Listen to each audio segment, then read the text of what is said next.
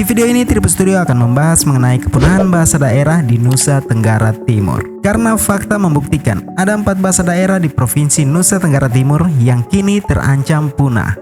Nah, kira-kira apa penyebabnya dan bagaimana cara mengatasinya? Langsung saja kita mulai.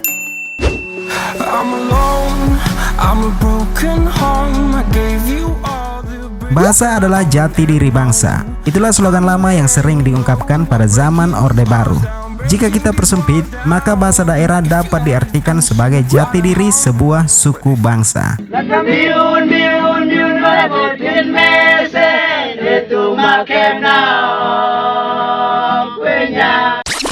Indonesia adalah negara kedua di dunia yang memiliki jumlah bahasa daerah terbesar setelah Papua Nugini.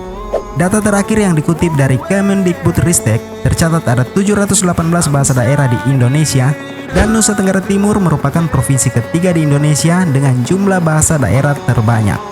Dari 718 bahasa daerah, 72 diantaranya berasal dari Provinsi Nusa Tenggara Timur. Namun pada tahun 2009, UNESCO merilis sekitar 2.500 bahasa di dunia, termasuk lebih dari 100 bahasa daerah di Indonesia, terancam punah. Bahkan dalam 30 tahun terakhir, ada 607 bahasa berstatus tidak aman dan sebanyak 200 bahasa telah dinyatakan punah.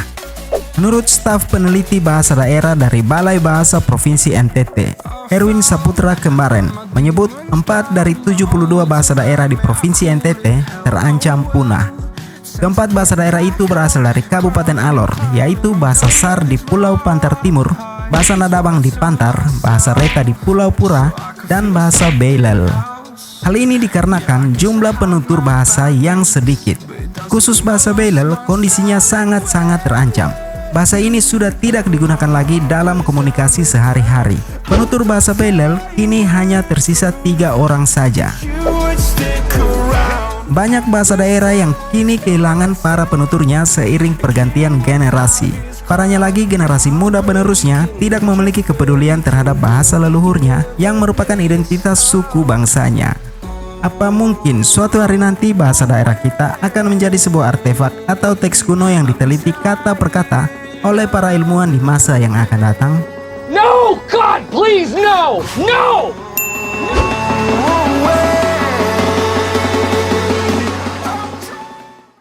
Sebenarnya ada banyak faktor yang menyebabkan punahnya suatu bahasa daerah.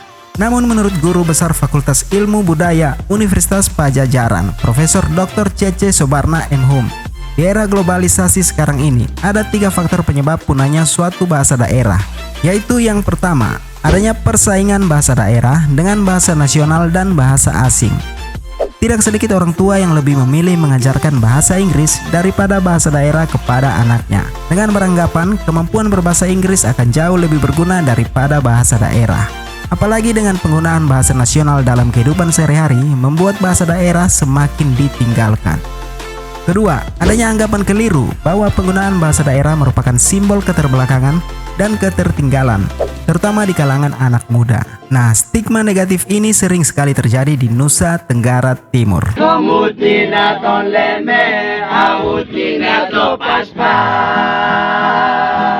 Dan tanpa disadari, hal ini akan membuat para penutur bahasa daerah meninggalkan bahasa daerahnya. Dan yang terakhir, adanya anggapan bahwa dui bahasa dapat menghambat proses pendidikan anak.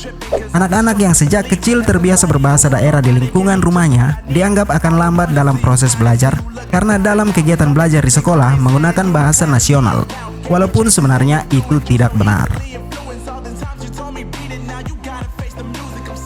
Era globalisasi menjadi salah satu faktor adanya pergeseran bahasa. Meski demikian, kecintaan terhadap budaya sendiri semestinya harus tetap dipertahankan.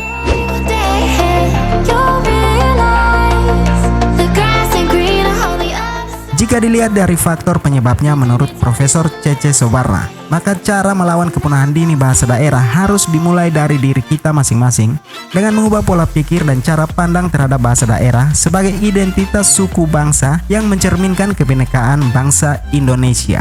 Setelah itu, hilangkan stigma negatif penggunaan bahasa daerah dan mulai menerapkan dalam kehidupan sehari-hari serta mewariskan kepada generasi penerus. Sebab bahasa daerah adalah jati diri suku bangsa. Kepunahan sebuah bahasa daerah merupakan hilangnya jati diri suku bangsa tersebut. Kabar baiknya, pemerintah pun tidak tinggal diam dalam menghadapi ancaman kepunahan bahasa daerah di Indonesia dan mengambil langkah tegas melalui Mendikbudristek Nadiem Anwar Makarim meluncurkan Merdeka Belajar episode ke-17 revitalisasi bahasa daerah. Sasarannya adalah 1,5 juta siswa di lebih dari 15.000 sekolah di Indonesia. Provinsi Nusa Tenggara Timur sendiri merupakan satu dari 12 provinsi yang menjadi target revitalisasi bahasa daerah pada tahun 2022. Dalam program tersebut disebutkan ada 5 bahasa daerah di 11 kabupaten kota di Provinsi NTT yang akan menjadi fokus revitalisasi di tahun ini. Kelima bahasa daerah tersebut adalah bahasa Dawan, bahasa Manggarai, bahasa Kambera, bahasa Rote, dan bahasa Abui. Nah, semoga dengan adanya program Merdeka Belajar revitalisasi bahasa daerah di Nusa Tenggara Timur dapat menghindari kepunahan dini bahasa daerah di bumi Floba Mora. Jika kalian merasa video ini bermanfaat, silakan share sebanyak-banyaknya dan jangan lupa klik tombol like serta subscribe channel ini agar kalian tidak ketinggalan updatean video terbaru dari Tripod Studio. Sampai di sini perjumpaan kita. Terima kasih sudah menonton video ini dan sampai jumpa di video berikutnya.